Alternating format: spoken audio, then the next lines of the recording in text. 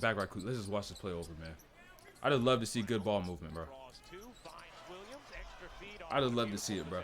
Regardless if it ended in a miss, it's not as pretty, of course, if you made it, but they got an offensive rebound. And another great 2 looks. I haven't seen many of these possessions out of teams in general throughout the courses of entire games. Celtics did this twice in back-to-back possessions in the first 2 minutes. Now, a couple of things I want to point out on this. A couple of things.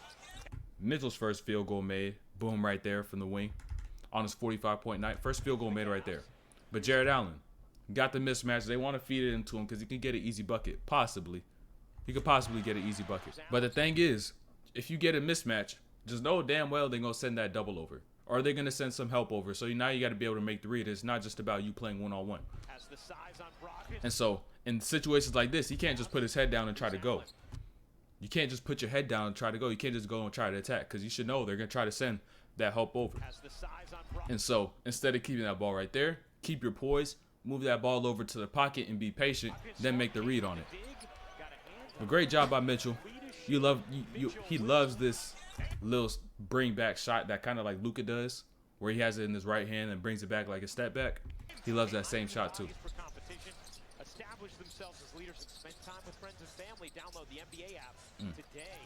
Now, quick little note. Peep the rescreen. Peep the rescreen. You need to start making this a habit as a ball handler. If you see somebody go underneath the screen, you need to make it a habit to rescreen. Make sure not only you know it, but your teammate knows it because they're the one that has to set that screen, right?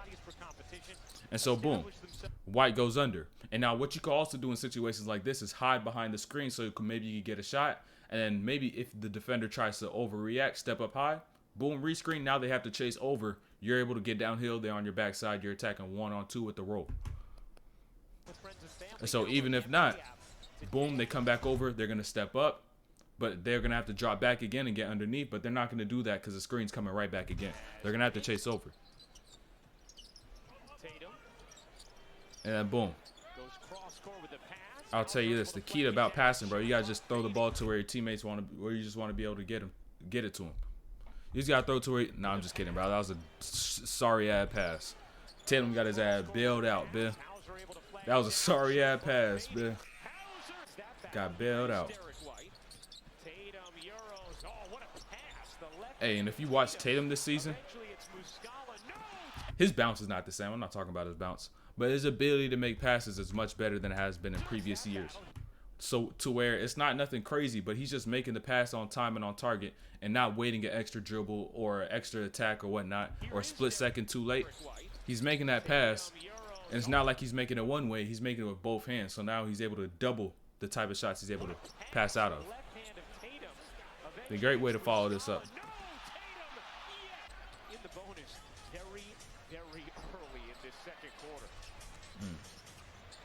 Peep that 2 move.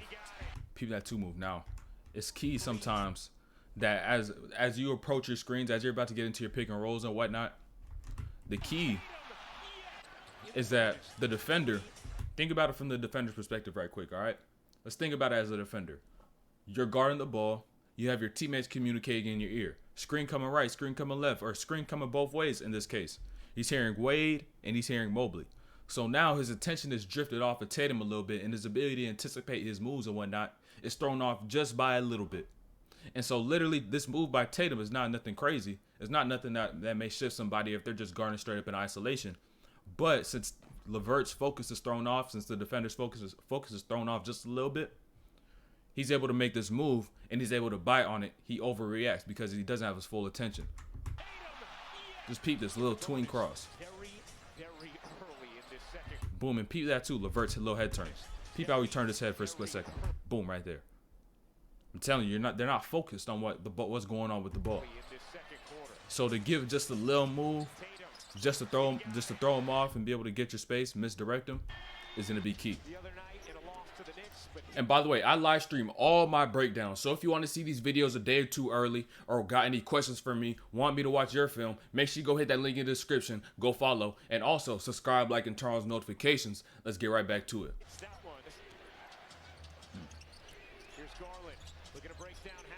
Hey, this is great D by by Hauser. Great D by Hauser. Now, peep this though. The key about defense is that the gap that you play with your defender, you got to leave a gap that's comfortable enough for you. You got to leave it what's comfortable enough for you in terms of who you're guarding on the ball. Sam Hauser is not going to be able to guard Garland straight up into his body. He's just too slow. And so by leaving enough space that you need, you're going to be able to drop back and recover and be able to read what you need to read and be able to stay in front at the same time. So that's going to be the key depending on who you're guarding night to night. And also depending on their strengths and whatnot. And so peep this distance between Garland and Hauser. Notice how this gets maintained the entire time, and all he does is just stay in front. It gives him enough time to be able to drop back and recover for Garland not to be able to get by him. But you're going to see a little adjustment later on. And boom. Hauser comes back, corner three, doing his thing.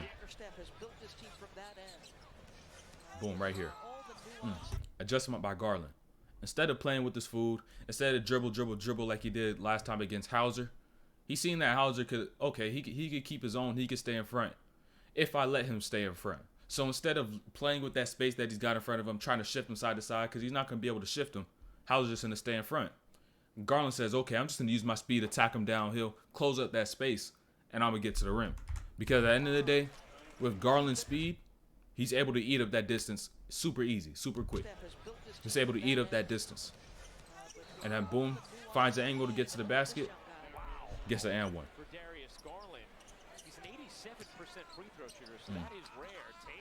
Now peep game on this flow. Boom attack. Open Levert up. But Allen's coming over. This is a stunt. But it's hard to read the stunt as you're playing full speed. So sometimes you may get thrown off a little bit.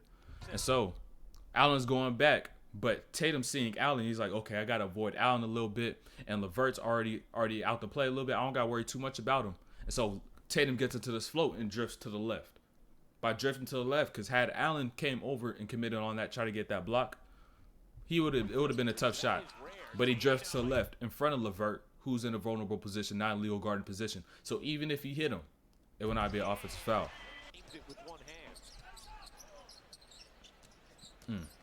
That's a great move by Donovan Mitchell. That's a great move. Now, peep this. Peep that bump, and peep White's reaction after that bump into that stutter. Now let me tell you this. What did each one of those do? What did each one of those moves do? Bump, he created space.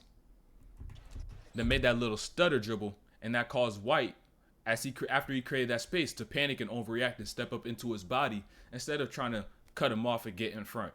And so now Mitchell has an even better angle going right to attack that rim. Whereas if he just tried to continuously go, because now he got White more on his side and open up that lane a little bit. And great touch to avoid Williams at the rim. I'm going to slow it down a little bit just so you can see it once again.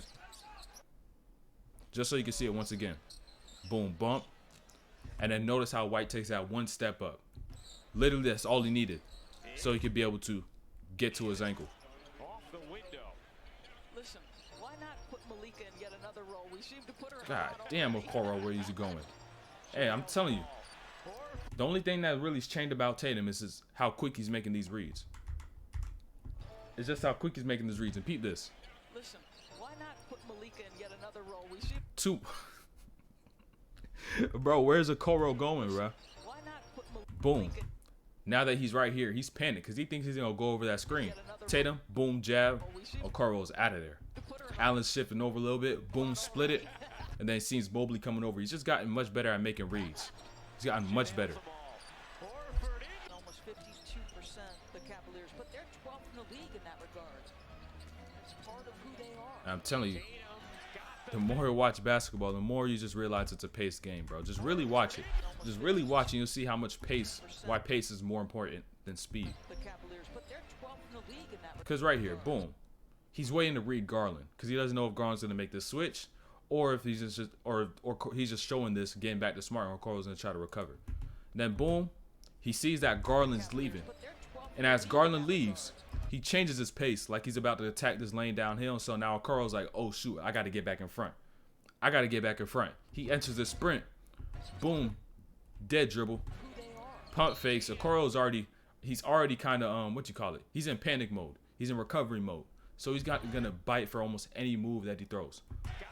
And so boom, since he does that, pump fake, Okoro jumps, doesn't jump to the side, gets 3 shots at the line. Hey, sometimes you just got to let your teammates work. If your teammate got it going, if they got something going, if they doing something, just do your job and space the floor and let them work. Because if you want the ball, unfortunately, you're not going to have the ball every play. That's just how it is. That's how the game goes. You're not going to have the ball every play. And so you just got to space the floor and let them do their thing. They got help come over, be ready to shoot. Like Mitchell was right here. Because if you don't space the floor out, you're not doing anybody any justice. Notice how he dropped his level and really just went through Brown instead of trying to get around him. He just went through him. He forced him to break his stance. Peep it. Peep it. As soon as he seen Jaylen Brown get up, he was like, all right, I got to get by him. Dropped his base. Kept that angle sharp and forced Brown to open up and attack straight down to the lane instead of trying to get all around somebody and whatnot. Tatum, I'm telling you, Tatum's just been making reads a little earlier than he has in the past. And that little split, that little second that earlier that he's making reads and decisions is a huge difference maker. And it's the reason why his point average is continuously going up every single year that he's been in the league. Hey, I talked about this before on these side steps and the step backs. It's about your base. It's about your base. And Tatum's base, I'm telling you, is damn near perfect. Damn near perfect. And so peep this right here. As he gets into that shot, look at his hip hinge.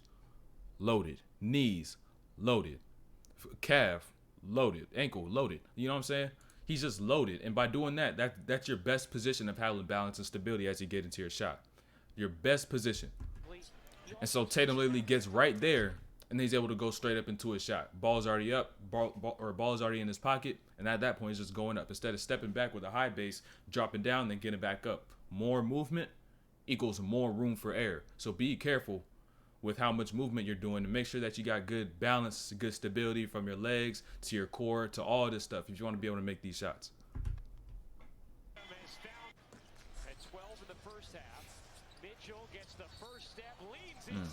Hey, Mitchell's an underrated finisher. Like, people know he could jump and whatnot, but his craftiness around the rim and navigating around the court is great. And now he Euro steps left going right, and it brings it back to the left as he sees Tatum. That's just tough. That's tough. And that's what I like to see. The best player on one team going against the best player on another team. I love to see these matchups. I love to see them. Now we got Mitchell right here. Mitchell versus Tatum. Nothing crazy. Missed shot. So at the end of the day, boom, that goes to Tatum. Goes to Tatum. Peep that cross step right there. Just that cross step. Peep that cross step, man.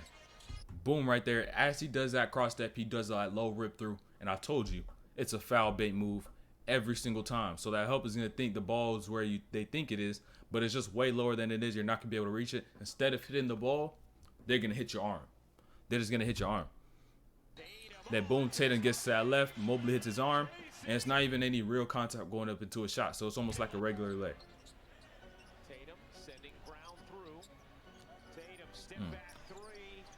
Base once again. Base once again. I'll emphasize it every time because a lot of players are like, oh, it's so inconsistent. I don't know how to do it. And I don't advise every player to do it. I do not. But if you're a player who does have this in their bag and does shoot these shots in the game, if you shoot these shots in the game, that's the key. If you don't shoot these shots in the game, if you're too scared to take them, don't take them. Don't take them. It's not for you. And so peep this right here. Just peep this base again once again right here. Boom. Loaded. Once again. And then literally the ball's in his pocket now. All he has to do is go up instead of doing all that extra movement just like I said before. Over Mobley too. Hey, and then we got another one. Mitchell against Tatum. Hey, I got scared right here. Hey, Cleveland fans must have been scared right here because that did not look pretty. It looked like maybe a groin or something. The way he fell is just like, whoa. Could have been bad. Because sometimes the worst injuries usually come off of whether nobody's around or it's just non-contact. So whether it's just all on your own doing. And so this was that same situation for Mitchell. And luckily, it wasn't much, and he was able to finish his game. And he played like the whole second half too, so he's not hurt. But the thing is, I guess getting hurt is what made him turn up, because this third quarter, as they lost the gap that they had before, they was only down like 5 or 6. Now they down by like 15, 18, 20 range. So Mitchell got hurt, and he was like, nah, forget this, fuck this. I got to turn up. He had 6 straight, or like 7 straight on his own after this. In this third quarter, he was the only thing keeping Cleveland intact, because if it wasn't him, probably would have been down 30. Subs would have came in, like 6 minutes left in the game. Like, Mitchell kept him in this game. Hey, the best of the best are going to get sometimes, man. The best of the best are going to get got. Now, boom, Marcus Smart, you gonna guess wrong sometimes. It's a matter of time. You're going to guess wrong at times. Marcus Smart, happened right here, probably happens every night. But the thing is, he just forgets about it, moves on, and doesn't forget about how good he is, and doesn't let one play define what he's capable of doing as a player. And Mitchell knocks it down, just casual. So casually, bro. Hey, I'm telling you, these little shifts, not even on guards when they're in the ball screens, like I said before, but really on bigs, is going to fuck somebody up. It's going to fuck bigs up. Because the hardest thing for a big to do is shift their weight and change direction. You're attacking Robert Williams now, downhill, who's backpedaling with no established bases and really isn't used to guarding the perimeter. He's better than most bigs, but he's still not no guard when he's on the perimeter. So Mitchell, boom, tween cross. Williams gets his feet caught up, and he's in recovery mode, and isn't able to get enough footwork to be able to get up and block that shot. And now we got Tatum versus Mitchell. No buckets, man. I guess they just can't score on each other. And Mitchell's an underrated defender too. He's an underrated defender. When he wants to guard, he'll guard. He'll sit down and guard. He's going crazy. Like I was saying, he's setting the tone defensively. You got your best player down 18, picking up about 3/4 court, and making plays defensively, diving on the floor, getting jump balls and whatnot. That's what you love to see. It should be contagious, but it wasn't contagious until about around literally 2 minutes left in the game. I guess at that point it was just too little, too late. Too little, too late. Plays like this will be contagious, even if you're not the best player. But it hits a little more when you are the best player and you're doing things like this. Hey, that buck is tough. That buck is tough. And forget the contest or whatnot. I want you just to peep this footwork. Peep this footwork. That right foot stays on the ground. That right foot stays on the ground. Peep it. That right foot stays on the ground, and he brings that left foot back. I want you to go in the gym and try this shot and tell me if this is an easy shot, especially going at this speed. And mind you, it's a game 2. It's in a game 2, game speed and whatnot. And he's just doing this off the instinct. Boom. Gets into a shot, brings that left foot back, smooth, fluid, over the top of Horford, who's 6'10", and then probably like a 7-foot plus wingspan. That's a tough shot to be able to get your balance on and knock it down.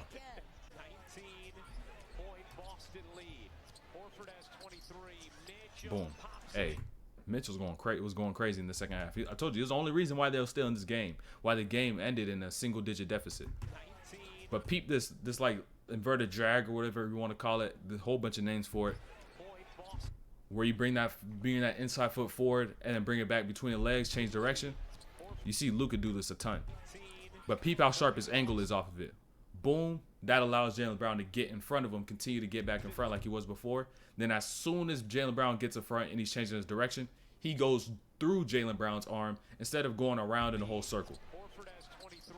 I'm telling you, it takes a lot of strength, but you got to do that if you want to be able to get to where you want to go. Embrace that contact. The thing here is that Smart, do you know there's help coming over? Do you know they have 2-footers on this backside? Yes, they do.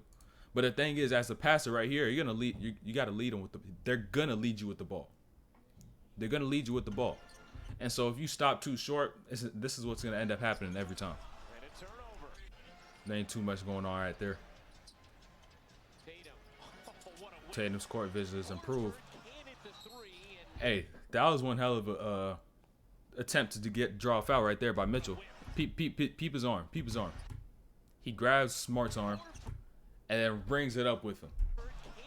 That's crazy. That's crazy. And then Smart was like, he grabbed me. They ended up challenging the call. They got to overturn. That's hilarious. That's hilarious. I don't even know if it was intentional or not, but it's still crazy. That's still crazy, bro.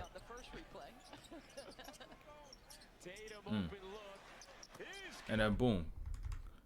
Great movement by Tatum and Brown. Now, I don't get defensively from Cleveland. Just switch this. There's no need to try to make LeVert fight over this and stay on Brown and put yourself in a position of vulnerability. When it's like your guys are in the same size, you should still be able to guard the other wing. Now, is it your ideal matchup? No, but still, you should be able to still guard that. Hey, Mitchell's navigation, like I said before, bro, his crafty finishing and his navigation is underrated. It's underrated.